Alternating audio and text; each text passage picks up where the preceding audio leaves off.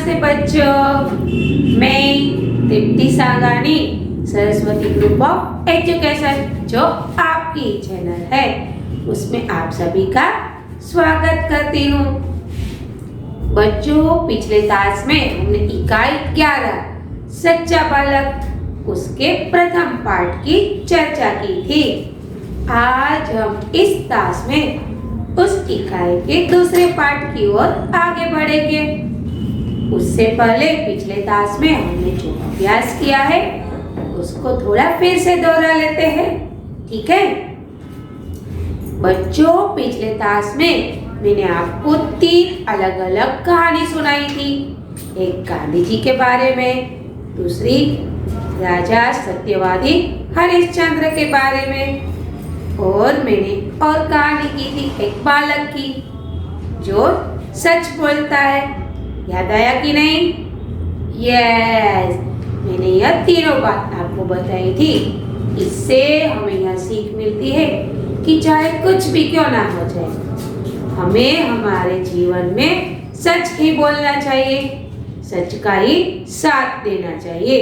जो सच बोलता है वो अपने जीवन में आगे बढ़ता है और आगे जाकर वो महान बनता है। यहाँ पर भी ऐसे ही एक बालक की बात है।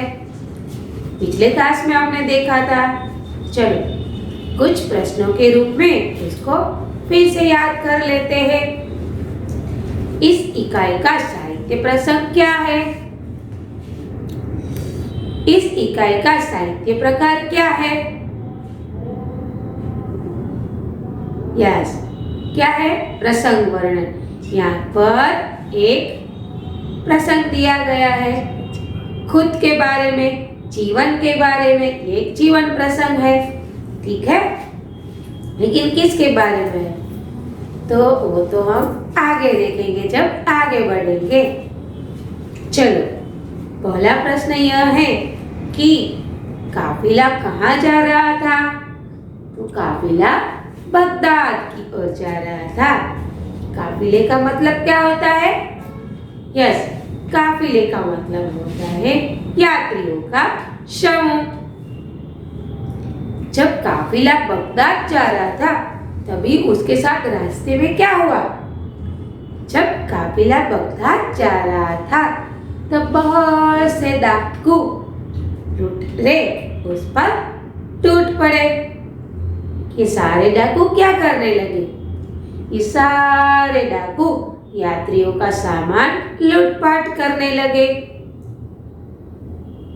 यह घटना कौन देख रहा था? यह घटना एक बालक देख रहा था। वो बालक कितने साल का था? वो बालक 9 साल का था। वो बालक क्या इन काफिले के साथ था? यस, यह बालक इन काफिले के साथ था। वह बालक यह घटना कहाँ देख रहा था? यह बालक वह घटना रास्ते की एक और चुपचाप खड़े खड़े देख रहा था। अचानक उस बालक पर किसकी दृष्टि गई? अचानक उस बालक पर एक लुटेरे की दृष्टि गई। उस लुटेरे ने उस बालक से क्या पूछा? उस लुटेरे ने उस बालक से पूछा कि क्या तुम्हारे पास भी कुछ भी है? उस बालक ने क्या उत्तर दिया? यस, उस बालक ने उत्तर दिया कि मेरे पास 40 असरफिया है। असरफियों का मतलब क्या होता है? असरफियों का मतलब होता है सोने के सिक्के। उस बालक की यह बात सुनकर उस लुटेरे ने क्या किया? बालक की यह बात सुनकर उस लुटेरे को आश्चर्य हुआ, इसीलिए वह उस बालक का हाथ पकड़कर उसके डाकू सरदार जो थे उसके पास ले गया। सरदार का मतलब क्या होता है? सरदार का मतलब होता है मुखिया। तो बच्चों, यहाँ तक की हमने बात पढ़ी थी, यहाँ तक का हमने अभ्यास किया था। आज हम इस पाठ में यहाँ से आगे बढ़ेंगे, लेकिन उससे पहले मैं आपको एक और कहानी सुना देती हूँ। युधिष्ठिर के बारे में। बच्चों, आपने महाभारत सीरियल देखी होगी या तो महाभारत के बारे में कहीं पढ़ा भी होगा, है कि नहीं? यस, आपने यहाँ पर युधिष्ठिर के पात्र को भी देखा होगा। युधिष्ठिर कौन था? यस, 5 पांडव थे, उसमें सबसे बड़े भैया थे युधिष्ठिर। वो जब से जन्म लेता है तब से लेकर जब तक महाभारत का युद्ध चलता है तब तक वह हर वक्त सच ही बोलता है। सच बोलने के कारण उसके रथ का पहिया हमेशा ऊपर ही रहता था, क्योंकि वह सत्यवादी था, वह धर्म प्रेमी था, उसको धर्मनिष्ठ भी कहा जाता था। उसने कभी सच्चाई का साथ नहीं छोड़ा और धर्म का साथ नहीं छोड़ा, इसीलिए वो धर्मराज भी कहलाते थे। लेकिन जब युद्ध में कृष्ण भगवान उसे झूठ बोलने के लिए कहते हैं कि अस्थमा का अवसान हो गया, यानी कि अस्थमा की मृत्यु हो गई अश्वत्थामा की। यस, तो अश्वत्थामा की मृत्यु के समाचार उसने झूठ बोले। इसी कारण एक झूठ बोलने के कारण उसके रथ का पहिया नीचे गिर गया, यानी कि जमीन पर पड़ गया। तो देखा बच्चों, जो राजा हर वक्त सच ही बोलता था, जिसके कारण उसके रथ का पहिया हमेशा ऊपर ही रहता था, आज एक झूठ बोलने की वजह से उसके रथ का पहिया नीचे गिर पड़ा। क्यों? क्योंकि उसने झूठ बोला कि अश्वत्थामा की मृत्यु हो गई है। तो देखा, एक झूठ ने उसके सारी अच्छाइयों को दबो दिया, यानी कि उसकी सारी अच्छाइयों पर एक झूठ भारी पड़ गया और उसके रथ का पहिया नीचे गिर पड़ा। तो बच्चों, हमें भी सच्चाई का साथ देना चाहिए, हमेशा सच बोलना चाहिए। चलो हम अपनी इकाई की ओर आगे बढ़ते हैं। उससे पहले कुछ शब्दार्थ और मुहावरे देख लेते हैं, ठीक है? उपाय यानी कि तरीका, अस्तर यानी कि सिले कपड़े के भीतर की तह, सदैव यानी हमेशा, नेक यानी ईमानदार प्रामाणिक, वापस करना यानी लौटा देना, प्रतिज्ञा यानी कसम, पीर यानी कि संत, समाधि यानी कि मकबरा। अब हम मुहावरे देखेंगे।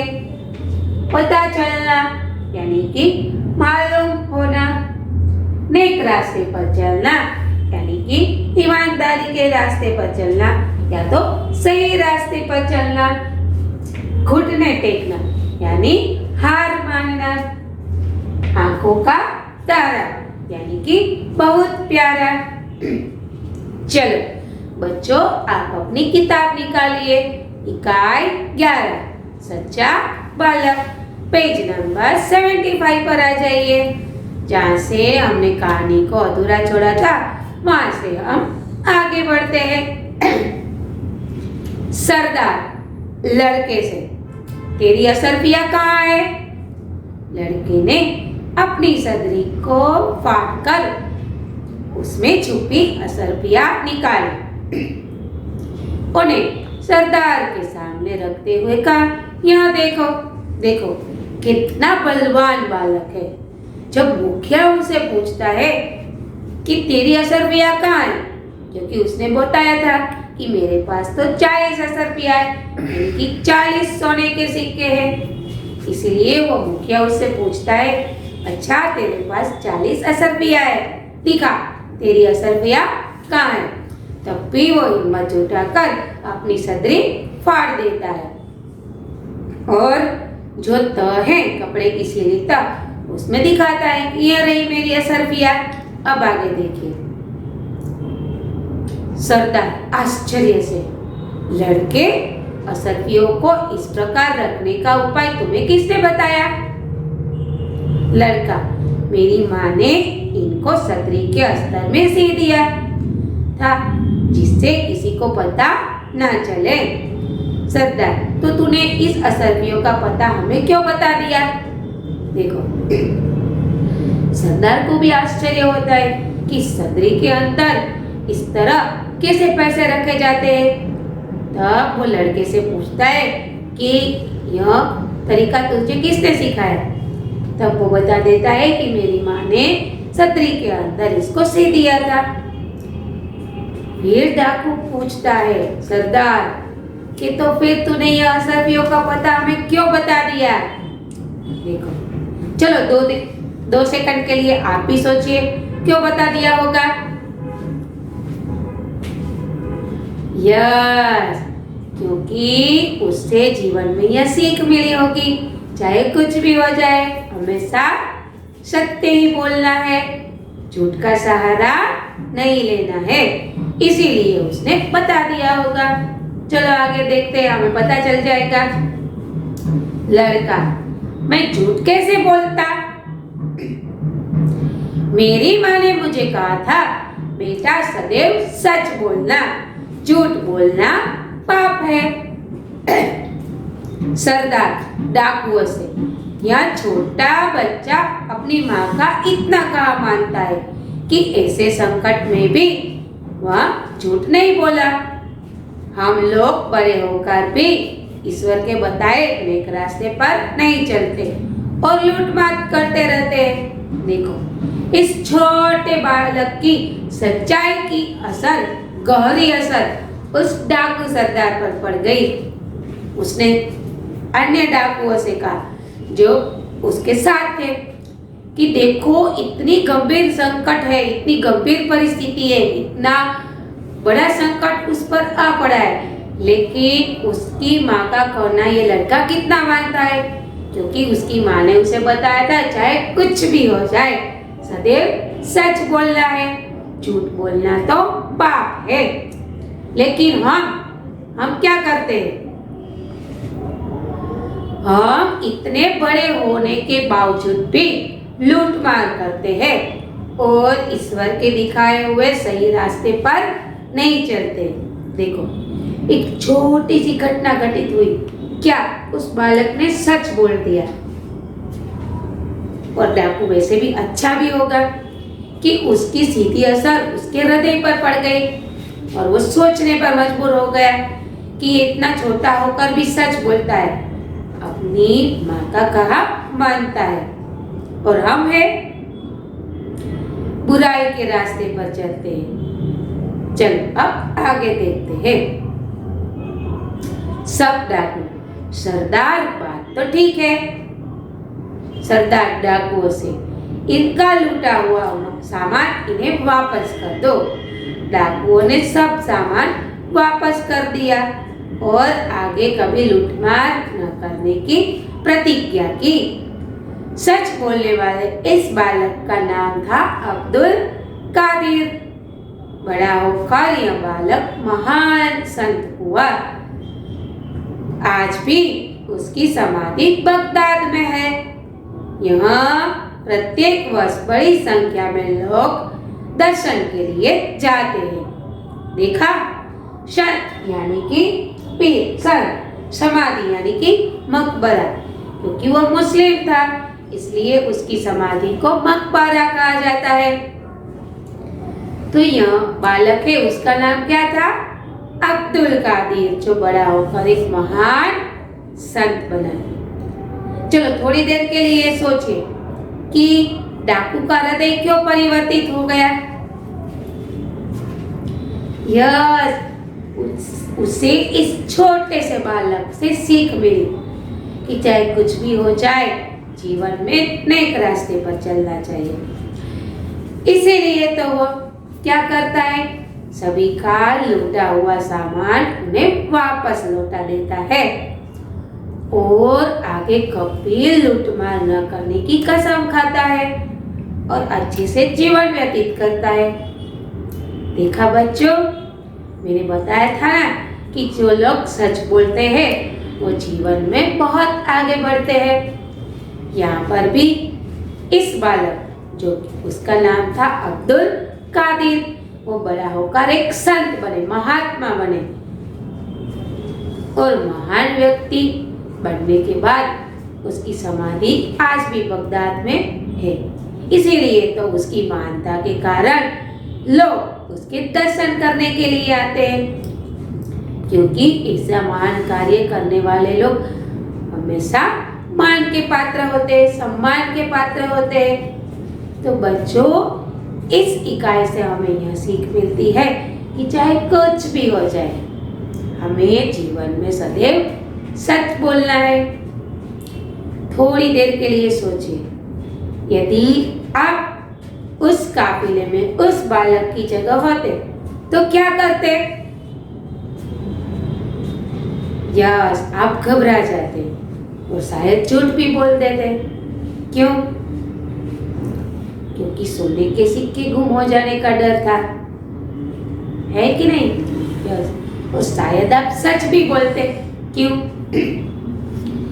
डर के मारे कि शायद मैं झूठ बोला और हम पकड़े गए तो ये डाकू हमारा नुकसान करेगा। वैसे तो वो पैसे सिक्के तो जाने ही वाले हैं, ठीक है। इन दो परिस्थितियों में या तो सच बोला जाता है या तो झूठ बोला जाता है, लेकिन डर के मारे। पर यह बालक हमें सिखाता है, चाहे कुछ भी हो जाए, बड़ा ही संकट क्यों ना हो, हमें सदैव सच बोलना चाहिए, सच का ही सामना करना चाहिए, ठीक है। तो बच्चों, यहाँ पर हमारी इकाई खत्म हो जाती है, लेकिन हमारे जीवन की सोच शुरू हो जाती है कि हमें भी सच का साथ देना है। हाँ, कुछ परिस्थितियां ऐसी होती है कि कुछ अच्छे के लिए कभी कुछ झूठ बोलना पड़े तो वो ठीक है, लेकिन कभी झूठ नहीं बोलना चाहिए। चाहे कैसा भी संकट क्यों ना हो, सच्चाई का ही साथ देना चाहिए, ठीक है। तो चलो पूरी इकाई फिर से दोहरा लेते हैं, है कि नहीं? यस। पहली बात, अब तो आपको पता चल गया है कि इस इकाई में किस बालक की बात कही गई है। यस, इस इकाई में अब्दुल कादिर की बात की गई है। काफिला कहाँ जा रहा था?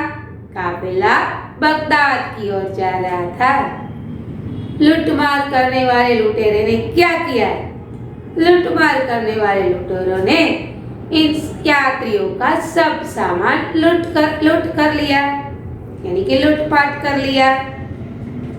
ओके, बालक ने क्या सच बताया?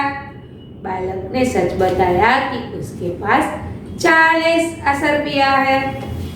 बालक ने क्यों सच बताया? क्योंकि उसकी माँ ने उसे बताया था कि चाहे कुछ भी हो जाए, झूठ बोलना पाप है, सदैव सच बोलना।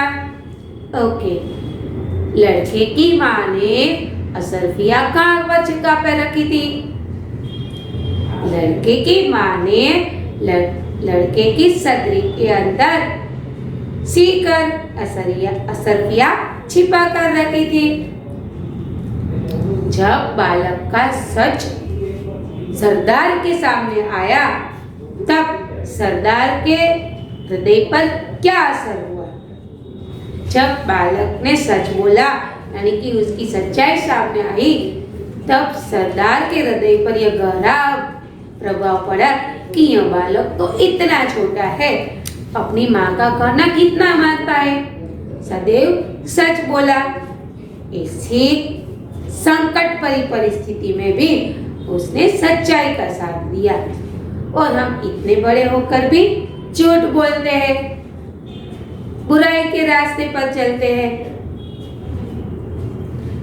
अंत में सभी डाकुओं ने क्या निश्चय किया? अंत में सभी डाकुओं ने यह निश्चय किया कि चाहे कुछ भी हो जाए, हम नेक रास्ते पर चलेंगे और सच्चाई का साथ देंगे, कभी लूटमार नहीं करेंगे। अंत में वो बालक बड़ा होकर क्या बना? अंत में वो बालक बड़ा होकर एक संत बना। उसकी समाधि कहाँ पर है? उसकी समाधि बगदाद में है। उसकी समाधि पर लोग क्या करते हैं? उसकी समाधि पर लोग आकर दर्शन करते हैं। तो बच्चों यहाँ पर हमारी इकाई खत्म होती है। इस इकाई के बाद आपको एक वर्कशीट दी जाएगी। आपको वो वर्कशीट अपनी बुक के अंदर दिनांक, विषय, विषयांक, चैप्टर नंबर, चैप्टर नाम लिखकर सुंदर अक्षरों में पूरा करना है। चलो अगले क्लास में फिर से मिलेंगे नए विचारों के साथ, नए इकाई के साथ। तब तक के लिए अलविदा। धन्यवाद।